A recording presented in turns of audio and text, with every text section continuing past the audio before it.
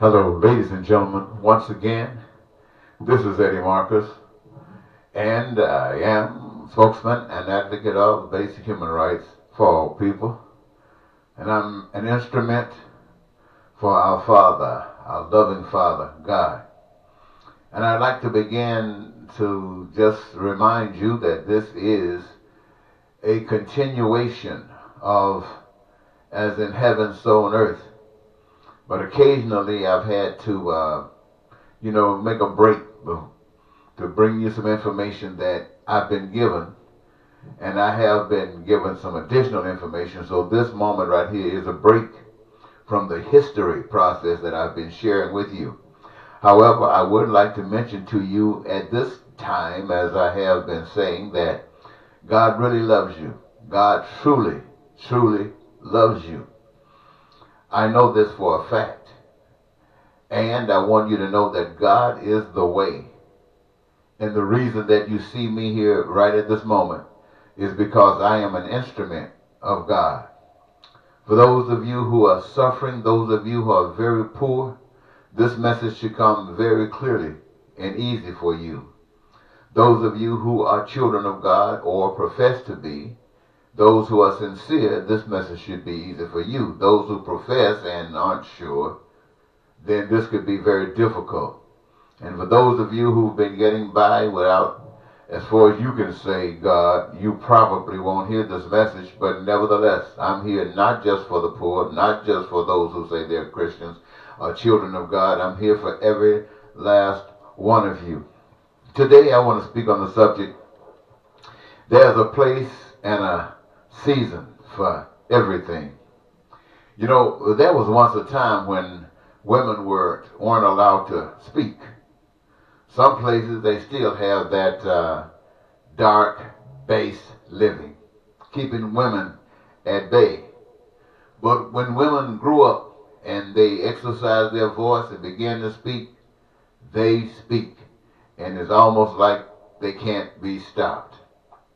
And also there was a time when certain British citizens, they wanted freedom, and they had to travel almost across the world. But they found it. Sometimes they had to even fight for it. And you know what? They turned around and did to others exactly what they had endured. This means they didn't learn. Many, ladies and gentlemen, are saying that Christians and people of faith are under attack. You know they're saying these things. But do you know why? It's not because they hate God or they hate Christians. But they do hate Christians for being fake. You see, the Christians talk about the wonderful God and how wonderful God is. But in spite of all of that, they still kill. They murder innocent people for a selfish gain. To take land, to take resources. You see, they preach a God that they themselves dishonor. And so they are under attack for being phony. It seems that no one knows this God that they talk about. Either they don't get involved in the issues of the day, or they simply follow whatever rules Caesar has decreed. They extend and whatever charity Caesar permits, and they walk in the same shoes that Caesar has designed. 40 years ago, I was commissioned to advocate as in heaven, so on earth. But not one religious order supported it. They did support Trump. They supported the bombings of Iraq, the bombings of Libya and Syria, and the bombing of the Palestinians. They supported tax cuts for the rich, but they supported none of God's proposals for peace and prosperity and freedom and joy. They didn't even support the fulfillment of dreams for everyone. And by so doing, they support poverty and crime and violence. They support hatred and bigotry, racism, and cheating and stealing. Now, this isn't their intent, but this is the consequence of their action. Now it is time that Christians are exposed for being a silent partner to Satan, as is all religions. But God is still true, and God loves all. There just isn't any true servants around for the change to work of God. Well, and then there's the black man, sentenced to 400 years. 400 years. At least this is what prophecy suggests.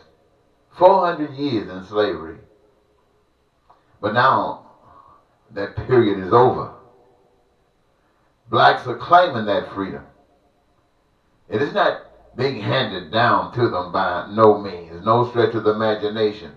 And yet they are free. I want you to wait, ladies and gentlemen, and you will see. You see, I am once again an instrument of God's love. I remember when God revealed himself to me to relieve and eliminate all doubt. And in the process of doing what God has given me to do, I have committed, as I have indicated to you many times, crimes against the state as a means of reaching those of you who seem to be blind to God's love, whose ears seem to be blocked from hearing the message of God. And one time I was locked up at Ramsey County Adult Detention Center where for 40 days I went without food. I only drank water. 40 days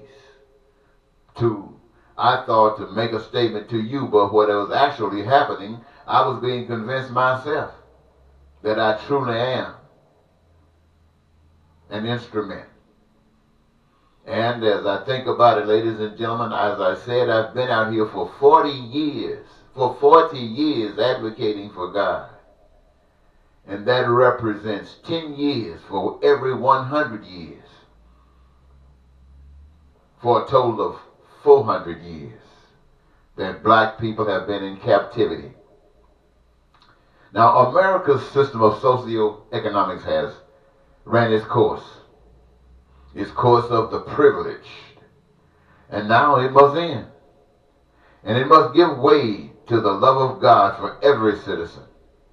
And there is at least one, and perhaps others, that are advocating and leading the way. The adversary has had its time as well. Its time is over. It's over now.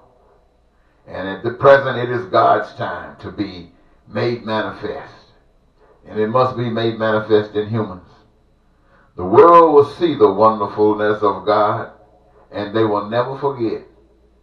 It is God and his people's time, and it is his people's service that makes heaven real on earth. No denying, ladies and gentlemen, this is what God expects from the few that are true. They are expected to support heaven's way by resisting politics of democracy and capitalism. They are to advocate for heaven now on earth, that all humans are blessed. They are not concerned about Trump or any Democrat. Both are enemies of God's way. And now the time of change is here in the USA. And God's true children, few as there is, will take on the nation and win for God and one another. So let it be true. Let it be written. Let it be done. I know the general public do not believe in God.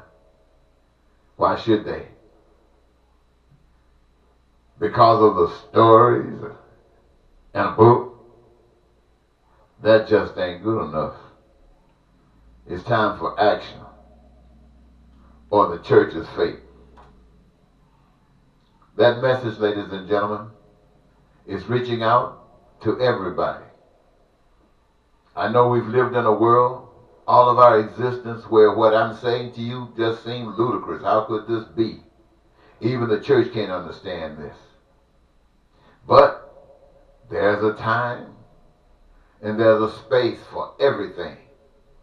And there's a time for change here in America. It's system of exploitation for the benefit of some. That lie that has been perpetuated since all of our existence and since the beginning of time, I suspect. But even time changes. And here we are, ladies and gentlemen, being given this information that the United States of America is about to change. We're going to bring peace. We're going to bring freedom. We're going to bring prosperity and joy of life. And every American citizen's dream will be fulfilled by the blessings of God, for God is the way, and we are the instruments. I want to thank you so very much for giving me this your time. Goodbye.